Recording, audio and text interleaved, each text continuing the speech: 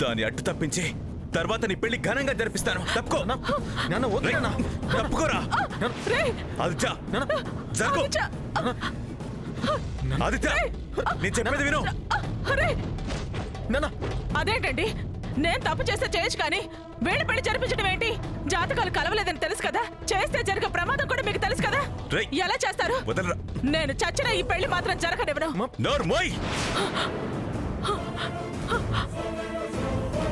ఇన్ని తెలుసుకున్నవాణ్ణి ఈ విషయం తెలుసుకోకుండా ఉంటానా? ఆ జ్యోతిష్యుడు అబద్ధం, వాడు చెప్పింది అబద్ధం.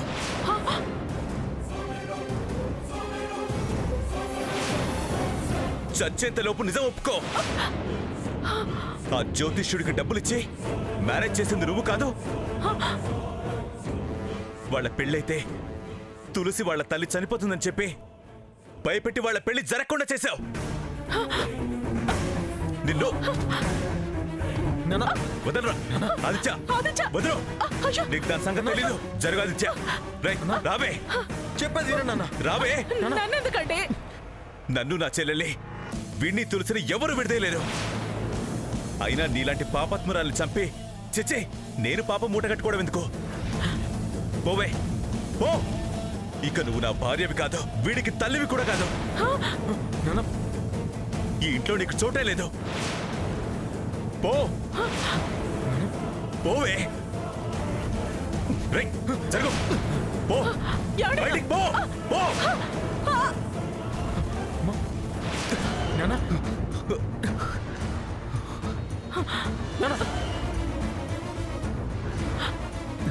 నీకన్నా నా గుండెల్లో ఉన్న బుల్లెట్ నయమే. అది నా ప్రాణాలు తీయడం లేదు. నానా, నువ్వెందుకే నన్ను వేధించి చంపుతున్నావు?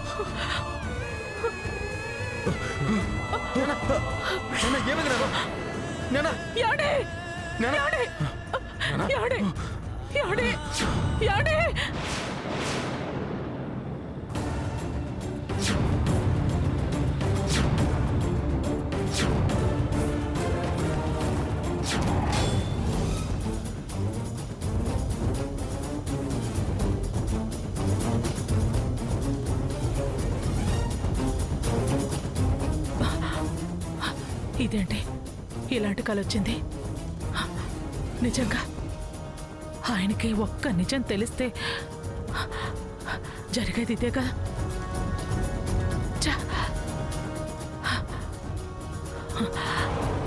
ఆదిత్య వెంకటలక్ష్మి పెళ్లి జరిగేదాకైనా ఈ నిజం ఆయనకి తెలియకుండా జాగ్రత్త పడాలి. అసలు ఈయన ఎక్కడున్నారు?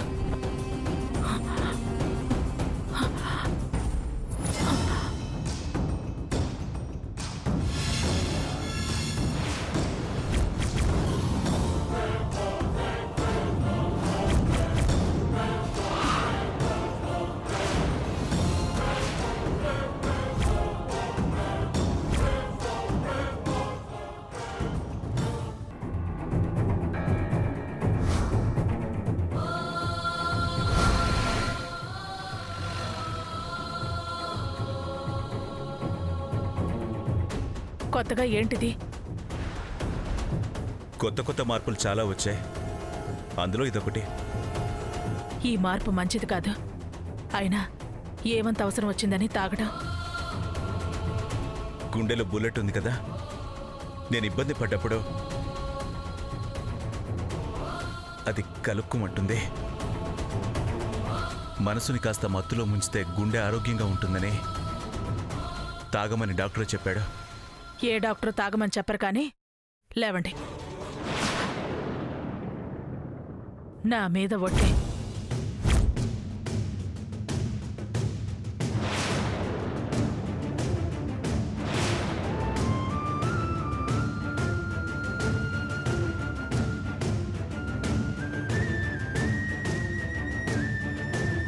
ఆపితే ఆ ఒట్టు రివర్స్ అవుతుంది. ప్లీజ్, నా వల్ల కావడం లేదు.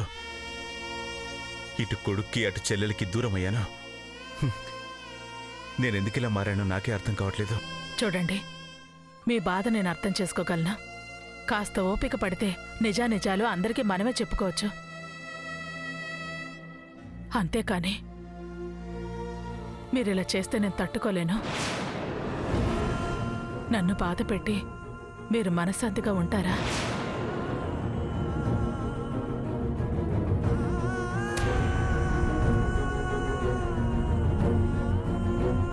మీకైనా నాకైనా మన బిడ్డ సుఖ సంతోషాలే కదా ముఖ్యం. మనమేం కావాలని చేయట్లేదుగా. కాలం అలా వచ్చింది, తప్పదండి.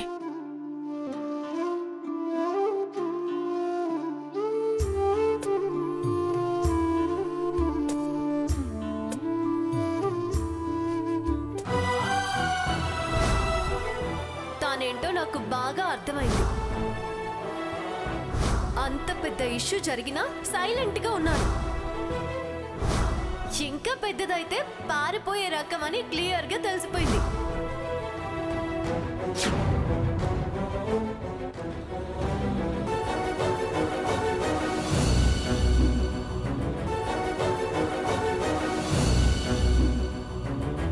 రే, ఎక్కడికి రా? నాన్నతో వెళ్ళి మాట్లాడాలి. ఏం మాట్లాడాలి? నిజాలు తెలుసుకుంటాను. తను తానుగా లేర్రా, బాధలో ఉన్నారు, మదన పడుతున్నారు.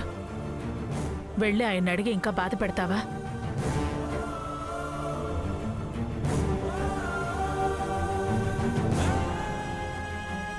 అసలే గుండెల్లో బుల్లెట్ పెట్టుకుని ఉన్నారు. బాధ ఎక్కువైతే ప్రమాదం అని తెలుసుగా. తర్వాత ఆయన మామూలుగా ఉన్నప్పుడు అడగొచ్చు.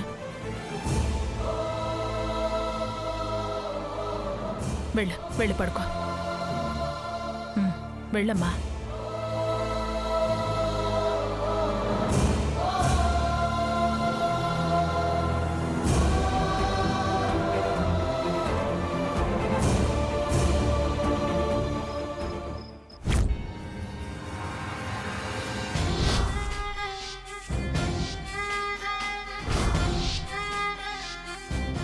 ఇది తులసి ఆదిత్యుల నిశ్చితార్థం అన్నయ్య. తెలుసు, అందుకే ఆపమంటున్నాను.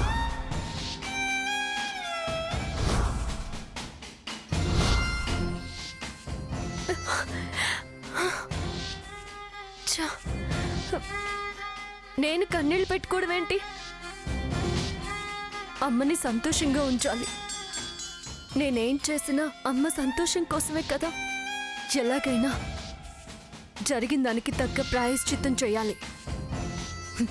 లెక్క అప్పచెప్పాలి. ఇన్నేళ్లుగా అమ్మకి మామయ్యకి మధ్య దుర్గమ్మ దూరం పెంచుతుంది అనుకున్నాను. అదేంటో మరి, ఆమె మారింది, మామయ్య రివర్స్ అయ్యాడు. అసలు దుర్గమ్మ నిజంగా మారిందా? ఏదైనా కుట్ర చేసిందా? మారకపోతే ఎంగేజ్మెంట్ దాకా ఎందుకు వస్తుంది? అసలు మామయ్య మార్పు వెనకాల రహస్యం ఏంటి? ఆవిడేమో కొడుకు కోసం మారింది, మరి మామయ్య ఏదో ఒకరోజు మళ్ళీ మారుతాడు. మార్చాలి. తను మారాలి అంటే ఆదిత్య మారాలి. వాడిలో ధైర్యం పెరగాలి. మామయ్యని వాడు ప్రశ్నించేలా చేయాలి. అప్పుడే కారణాలు తెలుస్తాయి, దగ్గరయ్యే మార్గాలు తెలుస్తాయి. ప్రియ సంతోషంగా ఉంటుంది. భగవంతుడా, వాడిని మార్చే దారి చూపించు తండ్రి.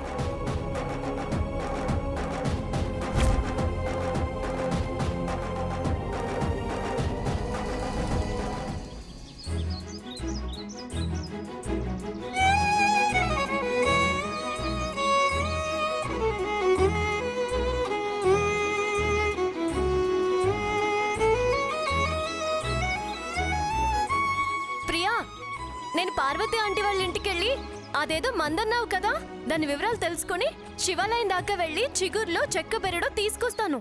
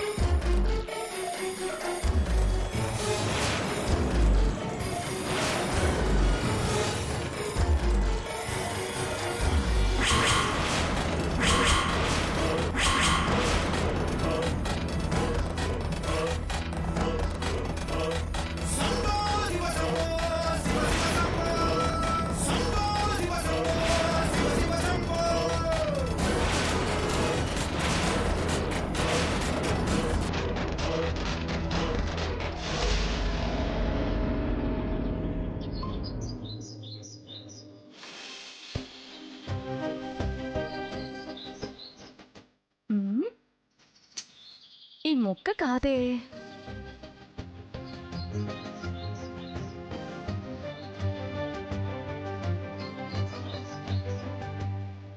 పార్వతి ఆంటీ చెప్పినవన్నీ దొరికాయి.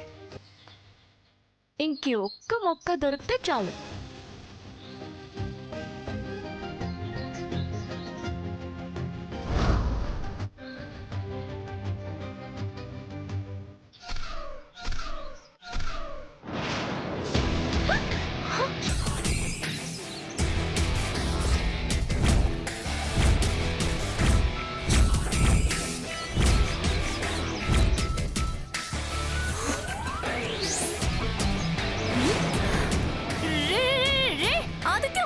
ఏంట్రా నన్ను తాడుతో కట్టేవేంట్రా? పిచ్చా? లేకపోతే నువ్వేనా కొండవీటి సింహానం అనుకున్నావా? రే రే రే ఆదిత్యం, ఏం చేస్తున్నావురా? అరే రే రే రే అరే ఆగరా, ఎందుకురా? అయ్యో రే ఏం చేస్తున్నావురా? ఒరే ఆదిత్యం, ఏంటో ఇది? అరే అరే అయ్యో ఆదిత్య, ఎందుకు కట్టేస్తున్నావు? పిచ్చారా? ఏమైంది? ఏంట్రా ఇది? రే ఆదిత్య, ఏంట్రా ఇది? కొండవీటి సింహాన్ని కాదు, బొబ్బిలి పులిని కాదే. నేను చెప్పేది నువ్వు వినకుండా వెళ్ళిపోతున్నావనే ఇలా చేశా. ఏంట్రా నువ్వు చెప్పేది నేను వినేది? ఏయ్ ఆగు, ముందు వినవే, అప్పుడేంటో తెలుస్తుంది. చూడు తులసి, మా నాన్న అలా ఎందుకు మారాడో, ఎందుకు మన నిశ్చితార్థం ఆపాడో నాకు నిజంగా తెలీదు. కారణం ఏంటని ఎన్నిసార్లు అడిగినా చెప్పట్లేదు. అరే ఇందులో నా తప్పేం లేదే. అరే గ్రహణం రోజు గుడిలో ఏం చెప్పావో ఇప్పుడు అదే చెప్తున్నావు. ఈ మాత్రం దానికి ఇంత బిల్డప్ ఎందుకురా? నీకు తెలియకపోవచ్చు, అడిగితే చెప్పకపోవచ్చు. అయిపోయిందా? అంతేనా నీ పని? తండ్రి దగ్గర విషయం తెలుసుకోలేని వాడివి ఏం మనిషివిరా? ఏం ప్రేమరా నీది? 10 మందిలో నిశ్చితార్థం ఆపి జీవితకాలం మిగిలిపోయే మచ్చపడేలా చేశాం. మీ నాన్న ఆయన అలా చేసినందుకు నలుగురు నా గురించి తప్పుగా మాట్లాడుకుంటున్నారు. ఈ సమాధానమే వాళ్ళకి చెప్పి నోర్లు మూయించగలరా? ఆ 10 మంది ముందు నిలదీయడం నిజంగా నీకు చేతనైతే అప్పుడు అందరిలో నేనేంటో నా బుద్ధేంటో కనీసం నీకు తెలియనన్నా తెలిసేది. ఎవరికి నిందలేసే అవకాశం ఉండేది కాదు. జరగాల్సిన నష్టం నాకు జరిగిపోయాక నా తప్పు లేదు, నాకేం తెలీదు అంటే సరిపోతుందా?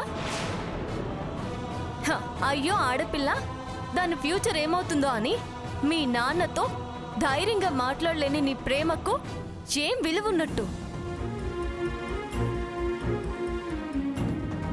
కోరుకున్న వాళ్ల కోసం చిన్న తెగింపుకు వెనకాడి మీ నాన్నకు భయపడి నా బతుకు బండలు చేసి నాకేం తెలీదు, నా తప్పేమీ లేదు అని నంగనాచి మాటలు మాట్లాడుతున్నావు. నీ సంజాయిషి ఎవరికి కావాలి? నాకు న్యాయం కావాలి. చేతనైతే న్యాయం చెయ్యాలి. మా అమ్మ నాన్న ఎంత బాధపడుతున్నారో నీకేం తెలుసురా?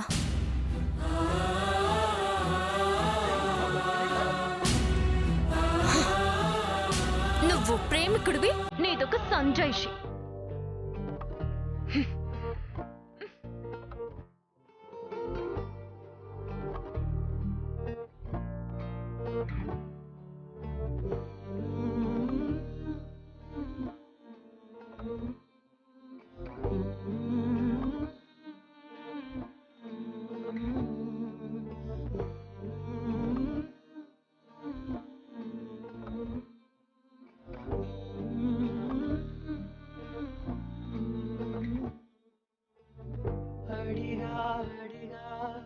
ఎదలోన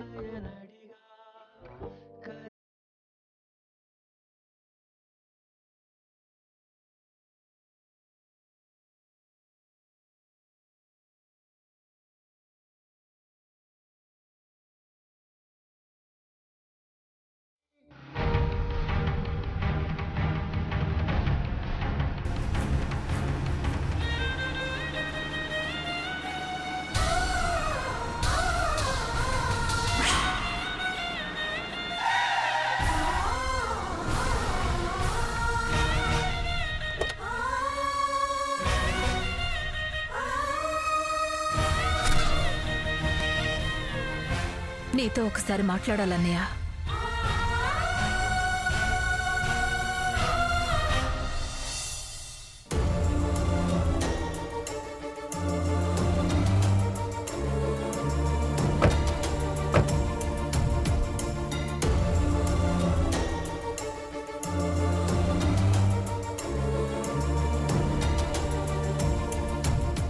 దారి కాసి ఇలా ఆపి అడగడం అవసరమా? అవసరం కాబట్టే ఎదురొచ్చాను. ఒకప్పుడు రోజు నేను శకునంగా ఎదురు రావాలని కోరుకునేవాడివి. ఇప్పుడు మొహం చూడకుండా వెళ్ళాలని ప్రయత్నం చేస్తున్నావు. గతం నువ్వేం గుర్తు చేయాల్సిన అవసరం లేదు. గతం మర్చిపోవడం మంచిది కాదు అంటున్నాను. ఎందుకు ఆపావో, ఏం మాట్లాడాలని ఆపావో అది చెప్పు. తులసికి ఆదిత్యకి జరగాల్సిన నిశ్చితార్థం ఎందుకు ఆపావో చెప్పన్నయ్యా. కారణం చెప్పేదాకా నీకు నీ కూతురికి నిద్ర పట్టదా? నాకు మనశ్శాంతి లేకుండా ఇలా వేధిస్తూనే ఉంటారా? అయితే చెప్తాను విను. ఆపడానికి కారణం నీ ఆశ, నీ స్వార్థం, మీ అంతస్తు. ఇలా చెప్పుకుంటూ పోతే చాడంతుంది.